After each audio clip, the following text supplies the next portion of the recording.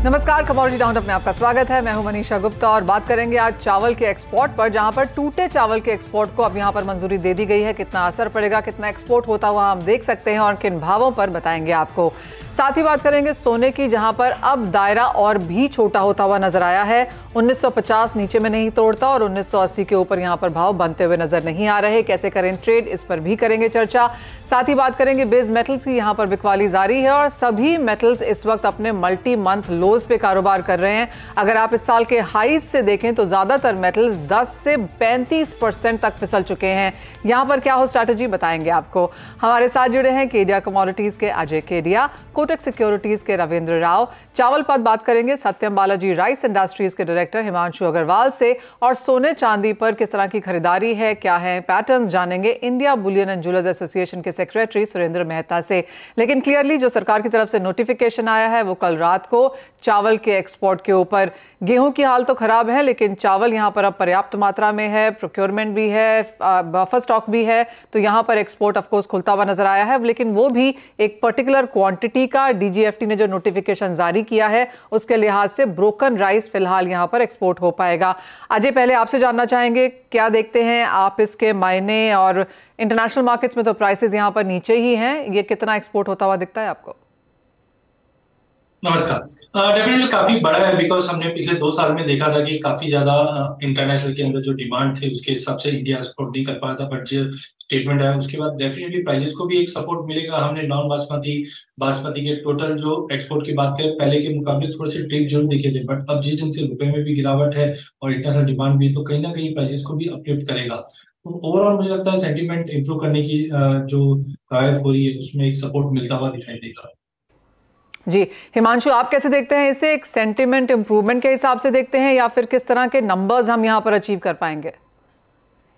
मनीषा जी, ये जो रिक्वेस्ट आई है, ये रिक्वेस्ट एक्चुअली कुछ स्पेसिफिक नेशन से मिनिस्ट्री ऑफ एक्सटर्नल अफेयर्स के पास आई थी, जो खासकर वेस्ट अफ्रीकन कंट्रीज है, सेनेगल, गाम्बिया, जिबूती और माली। ये 4 कंट्रीज हैं जिनकी फूड सिक्योरिटी डिपेंड होती थी जो ब्रोकन हम एक्सपोर्ट करते थे। ये ब्रोकन वहाँ पर डायरेक्ट कंजम्पशन में यूज होता था, ना कि किसी सेकेंडरी मार्केट में। तो उन लोगों के लिए काफी चिंताजनक स्थिति पैदा हो गई थी जब गवर्नमेंट ने ब्रोकन पर बैन लगाया। वहां पर लोकल प्राइसेस भी बढ़ गए थे और गवर्नमेंट वहां की काफी चिंतित थी। तो काफी सारे रिप्रेजेंटेशंस उन गवर्नमेंट्स का Indian ministry of external affairs के पास आया है, जिसके कारण गवर्नमेंट ने ये उनके बायलैटरल रिलेशंस को ध्यान रखते हुए ये कदम उठाया है। और उन्होंने काफी स्पेसिफिक किया है दैट इट इज ओनली उतना ही मात्रा में एक्सपोर्ट होगी जितनी मात्रा में इनको लगता है कि वहाँ की फूड सिक्योरिटी खतरे में ना आए। तो ये मुझे लगता नहीं कि यहाँ के लोकल मार्केट सेंटिमेंट्स को मद्देनजर रखते हुए ऐसा कोई कदम गवर्नमेंट ने उठाया है, जबकि ये मुझे लगता है कि डेस्टिनेशन देशों की फूड सिक्योरिटी को लेकर ये कदम उठाया गया है।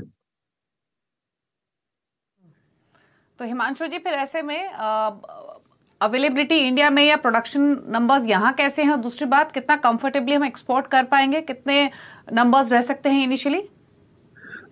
मुझे ऐसा लगता है कि जो नंबर्स हम बात कर रहे हैं ये एक बाय प्रोडक्ट है ब्रोकन्स, ना कि इसका डायरेक्ट राइस प्रोडक्शन से कोई बहुत खासा फर्क नहीं है। इंडिया 15 मिलियन टन ब्रोकन्स पैदा होता है बाय प्रोडक्ट के तौर में। सो उसमें अगर 1-1.5 मिलियन टन का एलोकेशन एक्सपोर्ट के लिए निकल जाए तो लोकल मार्केट के प्राइजेज में या लोकल मार्केट के पूरे फूड चेन में मुझे लगता नहीं कोई खासा फर्क हमें देखने मिलेगा। बिकॉज जब एक्सपोर्ट बैन हुआ था उस समय हम 4-4.5 मिलियन टन के आसपास एक्सपोर्ट कर रहे थे, जो सरकार के लिए एक चिंताजनक फिगर आ गया था। यहाँ पर हालांकि गवर्नमेंट काफी स्पेसिफिक है कि हम सिर्फ डायरेक्ट कंजम्पशन फूड सिक्योरिटी वाले नेशंस को ही ये एक्सपोर्ट करेंगे। तो पहले जो चाइना 2.5 से 3 मिलियन टन के आसपास एक्सपोर्ट हो रहा था वो पूरा सेकेंडरी मार्केट था। तो अब हम सिर्फ जो 2019 से पहले जब चाइना में एक्सपोर्ट अलाउड नहीं था 1-1.5 मिलियन टन एक्सपोर्ट होता था, आई थिंक वही अब होगा। तो इससे लोकल प्राइसेस के पे कभी कोई भी हमें बहुत ज़्यादा तेजी या कोई जो गवर्नमेंट को इश्यूज थे वो उसका मेंटेन रहेगा, कोई उसमें दिक्कत नहीं जानी चाहिए। एक फाइनल क्वेश्चन है हिमांशु, देन जैसे आपने कहा कि 15 मिलियन टन प्रोड्यूस होता है as a by product, 1 million ton का ही एक्सपोर्ट यहाँ पर देखने को मिलेगा, तो या जैसे आपने पहले भी कहा, is it more of a sentiment, या फिर आपको जैसे आपने कहा कि कोई बहुत ज्यादा फर्क नहीं पड़ेगा, that is one part. Second is कि इंडियन मार्केट्स में इस तरह की किस तरह की डिमांड है फिलहाल? इंडियन मार्केट्स में लोकली ब्रोकन की डिमांड स्टेबल है, बिकॉज हमने मेज के प्राइजेस में भी गिरावट देखी है। तो लोकल में जो ब्रोकन का कंजम्पशन है वो पूरा सेकेंडरी मार्केट का है। इंडियन मार्केट में ब्रोकन डायरेक्ट कंजम्पशन के लिए काफी कम इस्तेमाल होता है। जो मेन इसका यूसेज है ये डिस्टिलरी मार्केट, पोल्ट्री मार्केट और फीड मार्केट में जाता है। तो इस मार्केट में ब्रोकन्स और मेज आपस में सब्स्टिट्यूटेबल हैं, एक दूसरे की जगह लेते रहते हैं। तो अभी जो हमें नरमी देखी है मक्के के दामों में, उसमें अभी लोकल में भी डिमांड स्टेबल से स्लोअर में ही रखूंगा मैं, कोई बहुत ज्यादा तेजी का अंदेशा नहीं। ओके, चलिए, शुक्रिया आपका हिमांशु आने के लिए और इस खबर पर बातचीत करने के लिए। तो सेंटिमेंटल कोई इम्पैक्ट यहाँ पर नहीं है, और जैसे हिमांशु ने कहा कि वो नेशंस जहाँ पर फूड सिक्योरिटी नीड्स हैं उनको मीट करने के लिए ही स्पेशल कंडीशन के थ्रू ये अप्रूवल गवर्नमेंट ने दिया है। लेकिन आगे बढ़ेंगे, और अगर एग्री कमोडिटी बास्केट की बात करें तो एक तरफ स्पाइसेस के पैक में धनिया में थोड़ी आपको बाइंग दिखाई देगी, लेकिन अगेन जीरे में प्रॉफिट टेकिंग कंटिन्यू हो रही है। टर्मरिक रिकवर हुआ था तेजी से, 8100 के ऊपर गया था, वहां पे थोड़ी नरमी देखने को मिल रही है। अजय, कैसे देखते हैं आप स्पाइसेस के पैक को? क्या व्यू यहाँ से स्पेशली टर्मरिक और जीरे पर? सबसे पहले टर्मरिक की बात करें तो जिस तरह से हमने पहले काफी प्राइजेस को एक लोअर लेवल पे होते हुए देखा, तो इस बार उम्मीद है कि स्विंग के एरिया कम हो सकते हैं, और यील्ड में भी रिसेंटली जो ड्रॉप था ये एक मुख्य कारण था, जहां पे हमने 6400 से भाव को 8700 का एक बड़ा जंप आते हुए देखा। बट कैरी ओवर स्टॉक अभी भी काफी अच्छा है, डिमांड में ऐसा कोई ज्यादा चेंजेस नहीं है। तो प्राइजेस ओवरऑल लग रहा है कि स्विंग का एरिया कम होगा और धीरे धीरे खपत बढ़ेगी तो प्राइजेस को सपोर्ट मिलेगा। बट जो हमने 8700 तक का लेवल देखा, वहां से हमने इसी चक्कर में वापस एक पुल बैक आते हुए देखा। तो टाइमिंग मुझे लगता है प्राइजेस का जो दायरा रहेगा वो 7600 से लेकर 8500 के बीच में रहेगा। आज जरूर हायर लेवल से मार्केट में थोड़ी सी गिरावट है, बट डाउन साइड भी लिमिटेड है, तो मुझे लगता है कि 8000 से 8400 के दायरे में ही रहेगा। बाय ऑन ड्रॉप की रणनीति बना के चलिए, बिकॉज इस बार एल नीनो की वजह से भी एरिया में या यील्ड में ड्रॉप आ सकता है। वहीं अगर जीरे की बात करें तो I think fundamental long term के लिए अभी भी सपोर्टिव है, बिकॉज वी नो कि नया माल जो आने वाला है वो अगले साल मार्च में ही आने वाला है। शॉर्टेज है, बीच में हमने बांग्लादेश, चाइना से काफी अच्छी डिमांड देखी थी, जिसके चलते प्राइजेस में कंटिन्यू अपलिफ्ट मिला था। आई थिंक 49 का जो लेवल हमने देखा है वो एक टॉप कर चुका है। टाइमिंग हायर लेवल्स पे ले वाली थोड़ी सी कमजोर है। टेक्निकली भी मार्केट अभी भी थोड़ा सा प्रेशर में, मार्जिन भी बढ़े हुए। तो आई थिंक प्राइजेस जब तक 45,000 के ऊपर नहीं जाता है, प्राइजेस में प्रेशर रहेगा, जो 41,000 तक का लेवल दिखा सकता है। लास्ट में अगर धनिया की बात करें तो इस बार स्विंग का एरिया भी बढ़ा है, इंपोर्ट भी रिकॉर्ड स्तर पे थे, जिसकी वजह से प्राइजेस में कंटिन्यू फॉल बैक है। बट कहीं ना कहीं पिछले 2 महीने में हमने देखा है कि 63-6400 के आसपास एक कंसोलिडेशन दिखाई देने लग गया है। तो प्राइसेस में कोई एक्स्ट्राऑर्डिनरी यहाँ से बड़ा फॉल नहीं है, बट अपसाइड भी लिमिटेड है, बिकॉज जब जब भाव में तेजी आती, जैसे हमने पिछले हफ्ते में तेजी देखी 7000 पे, तो वहां पे तुरंत रूप से अराइवल प्रेशर बढ़ चुका था। तो मुझे लगता है धनिया कंसोलिडेट करेगा, जबकि जीरे में गिरावट रहेगी, और हल्दी में बाय ऑन ड्रॉप की रणनीति बना के ट्रेड करना चाहिए। राइट, तो वो ओवरऑल एग्रीकल्चर पैक है। लेकिन आगे बढ़ेंगे और बात अब यहाँ पर मेटल्स की कर लेते हैं, क्योंकि सबसे ज्यादा गिरावट इस सेक्टर में मई के महीने में देखने को मिली है। मुनाफा वसूली काफी सेक्टर्स में रही है, लेकिन जिस तरह की गिरावट यहाँ पर है, नए न्यू लोज, मल्टी मंथ लोज हमने यहाँ पर बनते हुए देखे हैं। अगर इस साल के हाईज की बात करें तो वहां से भी खासी गिरावट देखने को मिली है। कॉपर जैसे कि आप देख सकते हैं 800 के लेवल हमने इसी साल में बनते हुए देखे थे, 690 आपकी स्क्रीन पर यहाँ पर है। इसका चार्ट लेके आना चाहेंगे 1 मंथ, 6 मंथ्स का, जो भी हम आपके लिए ला सकें, क्योंकि बहुत sharp direction, one side direction हमने यहां पर बनते हुए देखी है। अंतरराष्ट्रीय बाजारों की अगर बात करें तो 2023 के हाईज से कॉपर में 17% की गिरावट अब तक यहां पर दर्ज की जा चुकी है। एक महीने में करीबन 6.5% की गिरावट आपकी स्क्रीन पे, 3 महीने में करीबन 9%, और अपने हाई से जैसे मैंने कहा 17% की गिरावट कॉपर ने यहां पर दर्ज की है। रविंद्र, कैसे देखते हैं आप? सबसे पहले कॉपर के प्राइसेस 700 के स्तर अब हम तोड़ चुके हैं, अब यहां पर कहां सपोर्ट बनता हुआ नजर आता है? Good morning Manisha. मनीषा, मेरे हिसाब से देयर आर 2-3 मेजर फैक्टर्स जिसकी वजह से हमने एक बेरिशनेस देखा है। एक तो जो यूएस में रिसेशनरी कंसर्न्स थे वो इम्पैक्ट किया। चाइना में after the lockdown, after the reopen, there was a huge optimism की कॉपर से अच्छी खासी डिमांड निकल के आएगी, but that also got faded basically. और उस वजह से हमने एक कंटिन्यूअस फॉल देखा है। प्लस एलएमई इन्वेंट्री जो है, जो काफी लो लेवल्स पे थे, now that is also increasing. तो इस वजह से बेस मेटल्स को कोई भी सपोर्ट नहीं मिल रहा है। चाइना से भी कोई कॉन्क्रीट पैकेज निकल के नहीं आ रहा है, और उस वजह से हम एक कंटिन्यूअस फॉल देख रहे हैं। लेकिन मेरे हिसाब से now it should take some kind of a support. Copper की अगर बात करें तो कॉपर में $7,700 का एलएमई पर एक सपोर्ट है। हो सकता है कि वहां पे एक छोटा सा सपोर्ट आए। डॉलर इंडेक्स में हमने एक कंटिन्यूअस अपमूव देखा है। डॉलर इंडेक्स में मुझे लगता है कि 105-105.70 के आसपास एक रेजिस्टेंस आ सकता है। तो that might slightly push base metal prices higher, but as of now मुझे लगता है और थोड़ा सा एक डाउनसाइड बाकी है। अगर कॉपर की बात करें तो कॉपर में 685 से 684 तक के लेवल्स वेरी मच पॉसिबल है। और जिंक की बात करें तो जिंक में एक बार जो साइकोलॉजिकल 200 लेवल है एमसीएक्स पर, वो टेस्ट हो सकता है। एल्यूमिनियम की बात करें तो एल्यूमिनियम अभी भी होल्ड किए हुए है, लेकिन एल्यूमिनियम इज ऑल्सो थ्रेटनिंग, क्योंकि ओवरऑल बेस मेटल पैक थोड़ा सा डाउनसाइड है। तो एल्यूमिनियम में भी नीचे आने के चांसेस है। अगर एल्यूमिनियम के प्राइसेस 204 के नीचे सस्टेन करते हैं तो then there is a possibility it might give a sharp fall towards 190 levels. तो मेरे हिसाब से अभी भी थोड़ा सा डाउनसाइड बाकी है, if you consider all the concerns plus the strength in dollar index.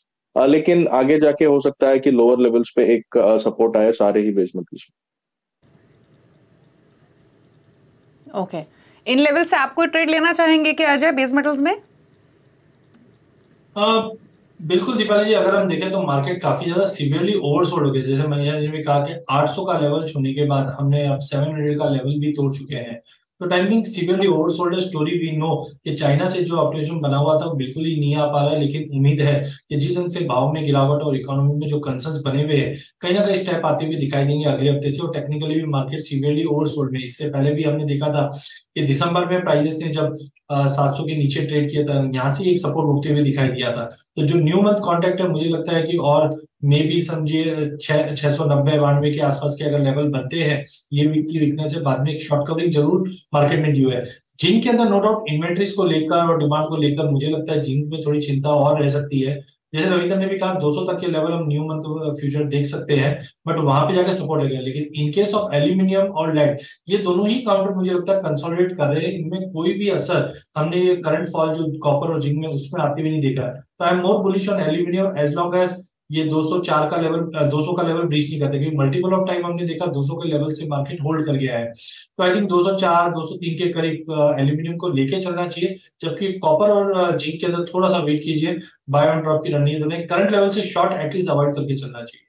Absolutely, क्योंकि हल्का सा ओवरसोल्ड पोजीशन में भी ये जाते हुए नजर आए हैं। लेकिन जस्ट आपको ये बता दें कि अपने हाईज से अगर हम देखें तो एल्यूमिनियम 16% गिर चुका है, और एल्यूमिनियम सबसे ज्यादा गिरा है अपने हाईज से यहां पर, क्योंकि जिंक में गिरावट 34% की है अपने हाईज से। निकल अपने हाईज से 30% गिर चुका है, और ये हाईज 2023 के हाईज की हम यहां पर बात कर रहे हैं। स्टील की अगर बात की जाए तो 22% की गिरावट इसके हाईज से यहां पर भी देखने को मिली है। और क्योंकि इन मेटल्स में यहां पर खासी गिरावट देखने को मिली है, इसी तरह की गिरावट आप रबर में देख रहे हैं, जो कि हाई से 10% तक फिसल चुका है।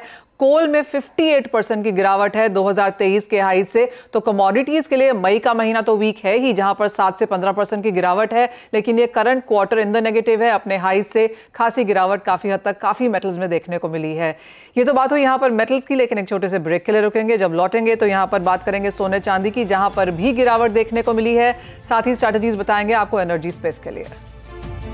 तब यहां पर सोने चांदी की करेंगे, जहां पर भी अपने इस साल के हाई से दोनों ही कमोडिटीज में गिरावट देखने को मिली है। सोना 5.5% तो चांदी 11.5% अपने 2023 के हाई से फिसल चुकी है। आज भी आप देख सकते हैं अपनी स्क्रीन पे 1960 का स्तर अंतर्राष्ट्रीय बाजारों में टूटा है, और 60,000 के नीचे लगातार सोना यहां पर कारोबार कर रहा है। चांदी पर एक नजर डालेंगे, जहां पर $26 का हाई बनाने के बाद अब $23 भी टूटता हुआ नजर आया है, और जहां पर अंतर्राष्ट्रीय भारतीय बाजारों की बात है, बहुत तेजी से 70,000 के करीब चांदी भी फिसलती हुई दिख रही है। हमारे साथ इब्जा के सुरेंद्र मेहता जुड़े हैं। सुरेंद्र जी नमस्कार। सोने पर ही जानना चाहेंगे, भाव में अच्छी खासी गिरावट है, कहां है सपोर्ट लेवल्स, और क्या गिरावट का फायदा यहां पर भारतीय खरीदार उठाते हुए दिखे हैं? जी बिल्कुल, गिरावट का फायदा तो भारतीय खरीदारों को मिल ही रहा है। और जहां तक प्राइस की बात है, तो जैसे ही प्राइसेस 60,000 के नीचे आते हैं या 60,000 के आसपास आते हैं, तो ग्राहकी बेशक ग्राहक बाजार में आ जाते हैं, और ग्राहकी भी ज्वेलर्स की अच्छी खासी होती है। और क्योंकि आगे मैरिज के सीजन है, तो ये भी एक कारण है कि अभी ग्राहकी काफी धीरे धीरे इम्प्रूव होती जा रही है। नीचे में स्पॉट प्राइस में $1949 का मुझे एक अच्छा सपोर्ट नजर आता है। यदि ये $1949 स्पॉट में गोल्ड तोड़ता है तो अगला सपोर्ट लेवल सीधा $1918 के आसपास मुझे नजर आता है।